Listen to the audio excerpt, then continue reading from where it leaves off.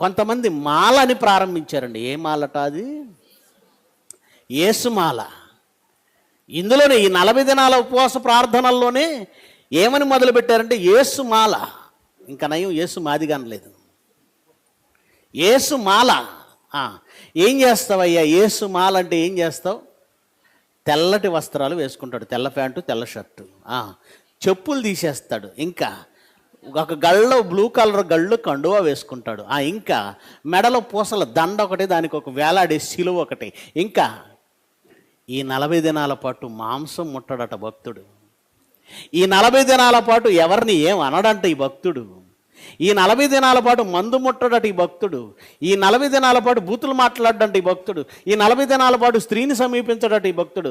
ఈ 40 దినాలు అబ్బో ఎంత భక్తిగా ఉంటాడు. 40 దినాల ఎండింగ్లో వీళ్ళు చేసేది ఏంటో తెలుసా? ఫినిషింగ్ టచ్ అంటారు కదా.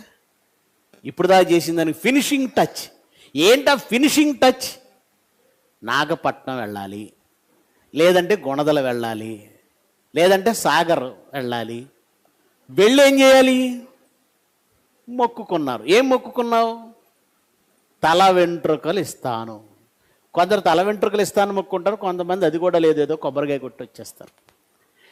ఏం చేసుకుంటాడు దేవుడు? నీ తల నుండి వచ్చినటువంటి ఈ పేలుతోను, ఈ ఏమంటారు దీన్ని, ఈ వీపుతోను చుండ్రుతో ఉన్న ఈ వెంట్రుకలు ఏం చేసుకోవాలి ఆయన? ఓ పని చేయండి, రేపు కటింగ్ షాప్కి వెళ్తారు కదా, కటింగ్ చేయించుకొని దాన్ని ప్యాకింగ్ చేయించి మీ ఆవిడ ఇది తెచ్చి ఇవ్వండి. అమ్మ భద్రం జాగ్రత్త. ఏమనుకుంటున్నావు? నీ భక్తిగా 40 దినాలే ఉండాలా? బ్రతుక్కాలం అంతా ఉండాలా? మరి 40 దినాలు ఎవడు పెట్టాడు తెలుసా?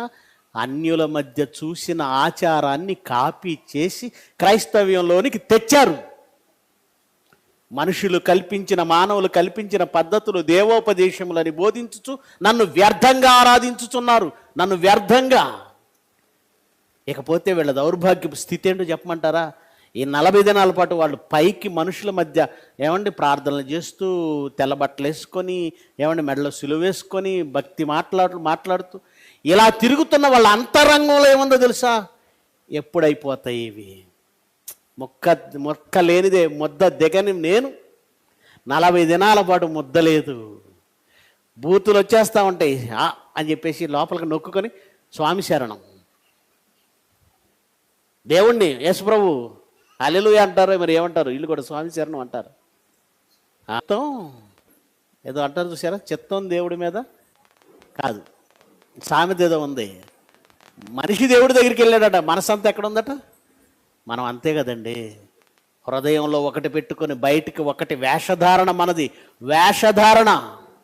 గనుక ప్రియులరా, ఈరోజు 40 దినాల ఉపవాస ప్రార్థనను నువ్వు చేస్తున్నవే, ఎవరికి ఉపయోగం? ఎందుకు ఉపయోగం? ఏంటి ఉపయోగం? దానివల్ల నువ్వు నేర్చుకున్నది ఏంటి? ఇదేనా నువ్వు నేర్చుకున్నది? 40 దినాల పాటు వేషం మార్చేసి 40 దినాల చివరిలో మళ్ళా నీ పాపంలోకి నువ్వు వచ్చేయటమేనా? అదే ఉపవాసం? అసలు ఉపవాసం అంటే అర్థం ఏంటో తెలుసా? ఉపవాసం అనే పదానికి అర్థం దేవునితో సహవాసం. ఆ పదానికి అర్థమే దేవునితో సహవాసం. దేవునితో సహవాసం అంటే నువ్వు అన్నం మానేస్తే దేవునితో సహవాసమా? నీరు మానేస్తే దేవునితో సహవాసమా? ఏం చేస్తే, బట్టలు మానేస్తే దేవుడితో సహవాసమా? మందు మానేసి 40 దినాల వరకు మానేస్తే దేవుడితో సహవాసమా? నువ్వు చేస్తున్న ఉపవాసం అనే ఉపవాసముగా పిలవబడదు.